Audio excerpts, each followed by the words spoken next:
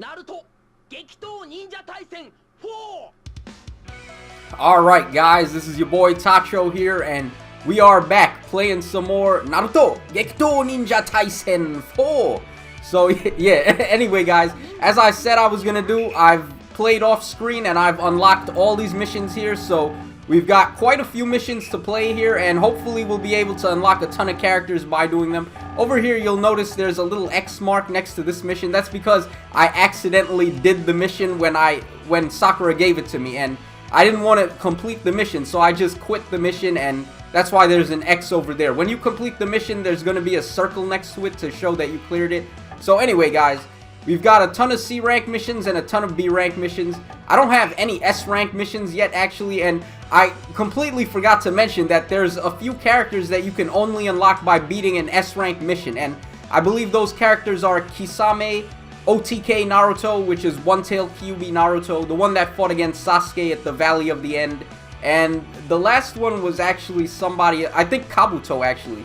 Yeah, I think the last one is Kabuto. So anyway, I'm gonna have to unlock a few S rank missions to unlock those characters, but as far as everyone else goes, we can get them by just doing C ranked and B ranked missions, and I have a ton of A ranked missions here. So anyway, without further ado, let's get right into this. We're gonna be playing C ranked missions first.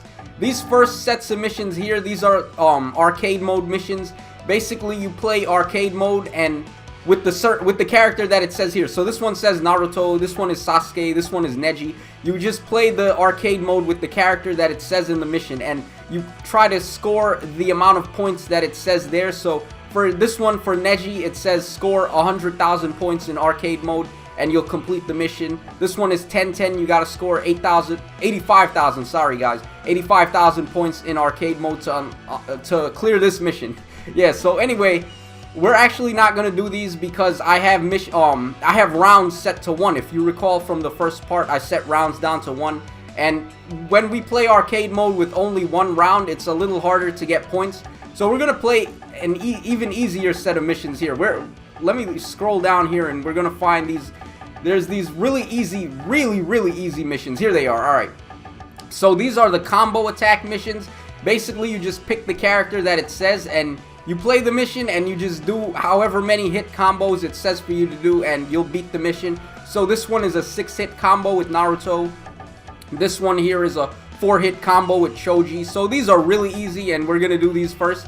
So here we go guys, we're playing as Naruto and we have to do a 6-hit combo. Really easy.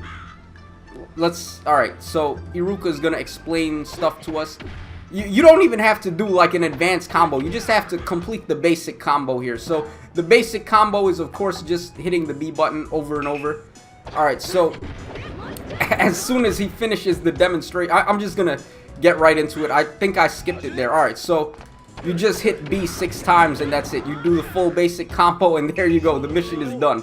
So these are really easy to do. Definitely do all of these because you're going to be able to unlock a few quick characters by doing these.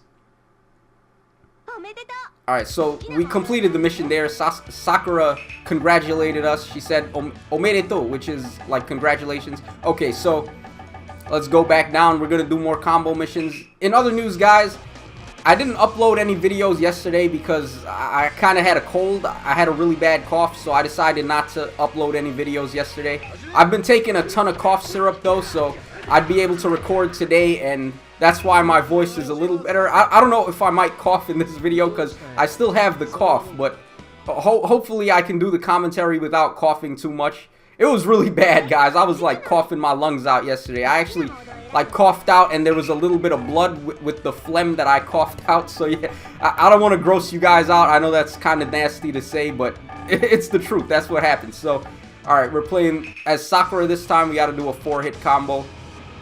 I could probably do some fancier combos if I wanted. I also didn't mention that you can hit the Y button to do a Y cancel, which is sort of like in Smash Brothers, how you hit the L button, you do an L cancel, and basically it ends the lag frames for your combo string so you can start doing more combos, and you can do that in this game. It's really useful for doing advanced combos and really longer strings. Alright, so Sakura just gave us a new mission there. This one's a 10-hit combo with somebody. Alright, I'm not gonna do that one yet. We're gonna get up to it. I'm doing the combo missions first anyway, so we're gonna get to that one in a minute. Alright, so now we're playing as Neji. Neji is really good in this game. He has a really cool mechanic where if he hits you with his gentle fist attacks, he can decrease the enemy's chakra bar. Like, as you see there, I decreased his chakra when I did that. Alright, so we're just gonna do the combo here and we're gonna finish the mission there. So there we go. Yeah, these are really easy. It's a really cheap way to unlock all the characters quickly. You just play the easiest missions available. Alright, so yeah, I said we were going to talk a lot about the Naruto anime, guys, so let's get right into that. Basically, how I found out about Naruto was probably the same way as most people who did outside of Japan. It aired on Toonami, I believe, in like 2004 or 2005, something around there. Maybe even 2003, I don't quite remember, but I do remember that I was in middle school at the time. I was in 8th grade, and I remember finding out about Naruto on TV. The first episode that I saw...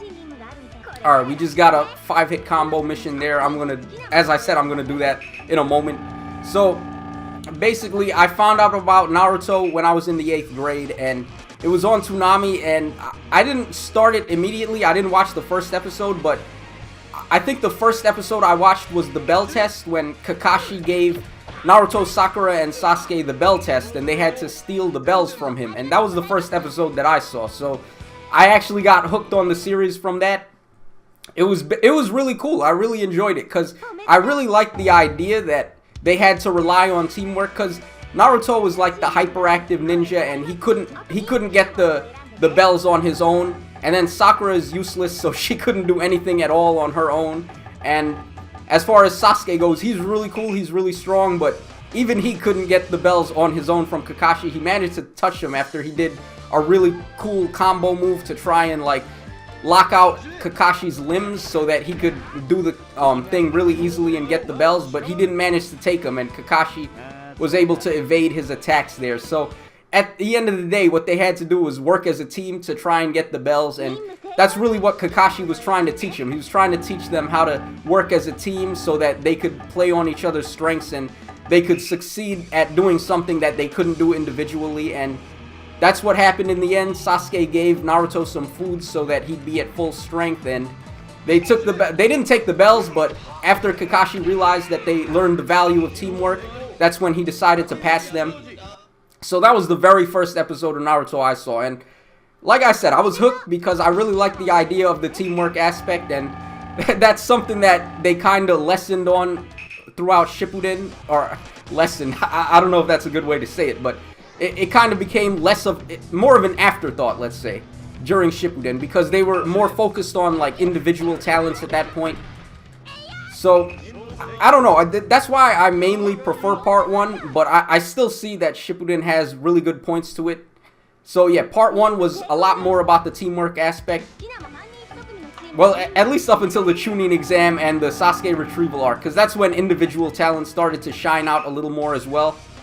But still, they had like all those filler episodes, and I did watch all the filler episodes, because at the time I didn't really care. I was still pretty young. So I was watching like the 100-episode long filler arc that they had in Naruto, and those were really heavily based on teamwork as well, and I really enjoyed that. All the characters got a ton of development. I know people don't like fillers, but I mean, I didn't mind the fillers actually. Even though I did mind that it was like 100 and something episodes long of straight fillers, which really sucked. I don't think anybody enjoyed that, but for the actual content, the actual fillers themselves, I didn't mind those episodes. I really enjoyed them. I thought all the characters had some really good dudes in there. They definitely upped the character development a ton there. I remember there was one filler where what's his name? The bug guy, Shino, he had to find like this certain bug that could possibly help them locate Sasuke, and a lot of the fillers were really about that, like them trying to find a way to find Sasuke. So yeah, guys, that's pretty much what the fillers were about for the most part. There were some really cool ones too. There was this really interesting filler about this guy who's trying to bomb the village, like some really old man, and then the Anbu is like the Black Ops in the village. They work directly for the Hokage, and they try to, like, I guess they try to They're like undercover agents. They're like the CIA, I would say, in Naruto. And they had heavy involvement in that because they're trying to find the bomber. And they abducted Naruto. They interrogated him. And he didn't know anything. So they went on this really crazy adventure to find the bomber. And I really enjoyed that filler arc. That was a really good one. But yeah, I don't want to talk too much about fillers. I guess I already have talked quite a bit about fillers, guys. So let's go back to what I was talking about before, like how I got into Naruto. And of course, since the first episode I saw was the Bell Test, I didn't really know much more about the series, but I kept watching at that point on. And the first arc in Naruto is, of course, the Land of Waves arc, which is fantastic. One of my favorite arcs. Probably, actually, yeah, I would say it is my second favorite arc in the whole series because it's such a good introductory arc, man. It's everything that they introduced in that arc is just ridiculous, guys. It was so good. The world building is ridiculous. Like, I remember one of the missions, while they were guiding the bridge builder guy, Tazuna, through the, basically they had to escort that guy to his village because people were after his life. They were trying to assassinate him so he couldn't build the bridge. So yeah, they were helping this Tazuna guy, and about halfway through the escort, Kakashi started talking to them about like all the villages, like how the ninja system works basically, and he's telling them, okay, so there's 5 different villages. There's a village hidden in the clouds, a village hidden in the leaves, a village hidden in the sand, or I guess it's hidden in the wind. It's the... Is it actually... No, it's Sunagakure. That's hidden in the sand. So I was right, yeah. I was about to say hidden in the wind, but that doesn't really make too much sense. Because, yeah, anyway, so Kakashi is explaining how all the villages work and how the ninja system works. And he's talking about, like, all the villages, like villages hidden in the rocks and all this stuff. And then he talks about the 5 Kages, and they're basically, like, the leaders of the village. They're kind of like the president, and they're the ones who lead everything. They call all the shots, and they're also the most respected villagers in the village. So they're the strongest ninja in each village. And I was really intrigued by all of this because it's just a big explanation, and Kakashi just drops it like halfway into the escort. It has nothing to really do with what's actually going on, like them escorting Tazuna through the mist. But it was just really good world building, and it just got me more interested in how the series worked. I wanted to know more about Naruto, of course, the world and all of that stuff, its intricacies. And he also talked about like how the ninja system works itself, like what the point of ninjas is. And basically, ninjas are in the world so that they can basically like accept missions, and that's how the villages get their income, by doing missions. They hire out their ninjas. The ninjas are like, I guess, I don't want to say assassins, but they're like mercenaries, kind of. So they hire out their ninjas, their mercenaries, to all these people that are trying to accept missions, and they need help with something like bodyguard stuff and all kinds of stuff like that. And that's where the villages get their money. So I thought it was really cool. It was a really good concept and really good world building, as I've said like 50 times already. Alright, we're just continuing on with these combo missions here. So yeah, the Land of Waves arc, really damn good arc, guys. My second favorite, as I said before. It was just so good, man, and I really loved the way Kishi set up the story from the earlier points on, because you really just get attached to the world and you just want to know more about it. But the world building aspect just kind of faded out, kind of pretty much after that, honestly. I guess the Chunin exam had it as well. There was a lot of world building in the Chunin exam because we got to see all the other villages show up. We got to see all their other like ninjas from the other villages, like the Sound Village, I guess the Sand Village as well, but they only had 3 people enter from the Sand Village. And when they were in the Forest of Death, there were a ton of different villages as well, like the Grass Village, the Rain Village, like all these different villages, and seeing all the different ninjas from those villages was really cool. Alright, we're almost done with these combo missions. This is the last one that I have, and after this I'm going to check how many characters we've unlocked, because by this point we've completed quite a few missions, so I'm pretty sure I've unlocked at least 2 or 3 characters. Alright, pretty easy there. You just beat the hell out of Iruka. Alright, so I'm going to take a quick look at the character list and we're going to see who we have unlocked. Alright, we just unlocked someone there. I didn't actually read who it was. Alright, let's go over here. Let's see who we've unlocked. Okay, so we've unlocked the girl. Her name is Tayuya. She's the girl with the flute.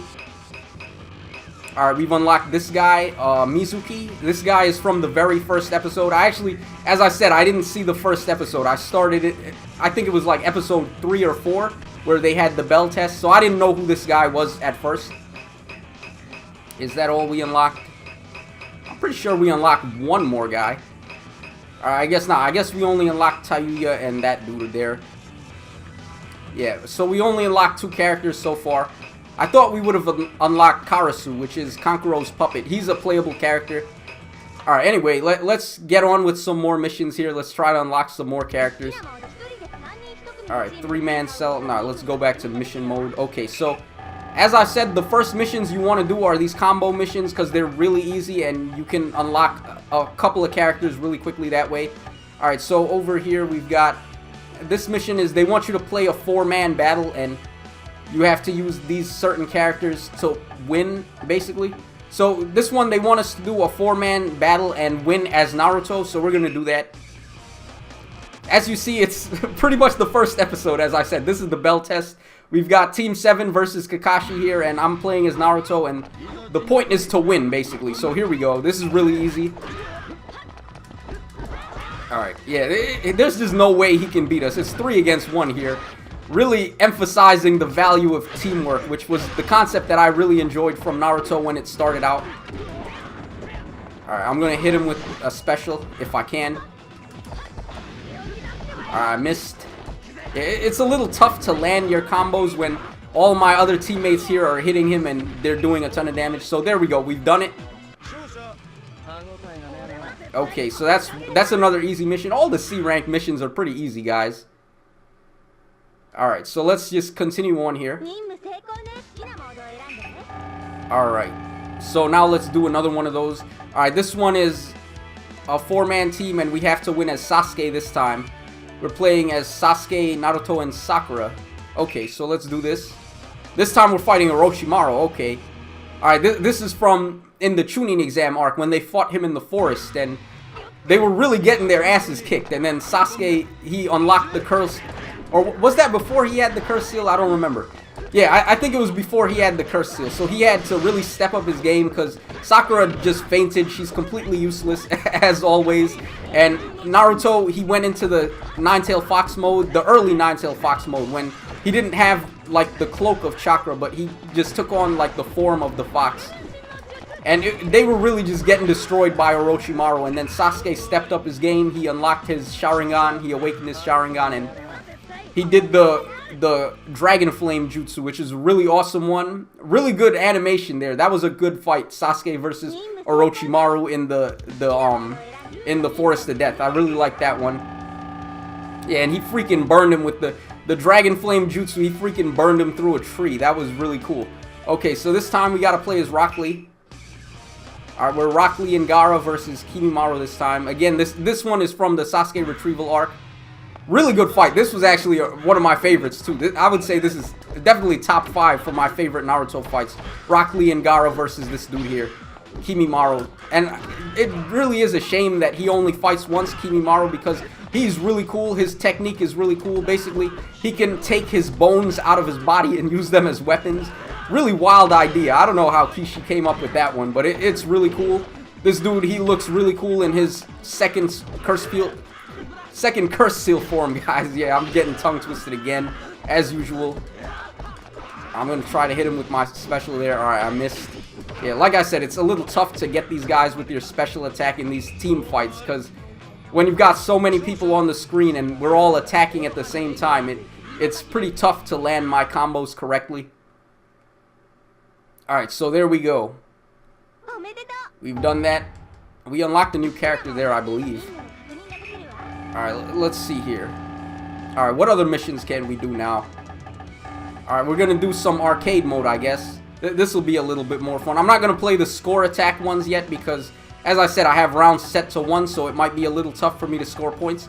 We're going to do this one here. Basically, you have to beat these without doing any special attacks. So, this is really easy. We're going to do these. I'm going to start off with Naruto.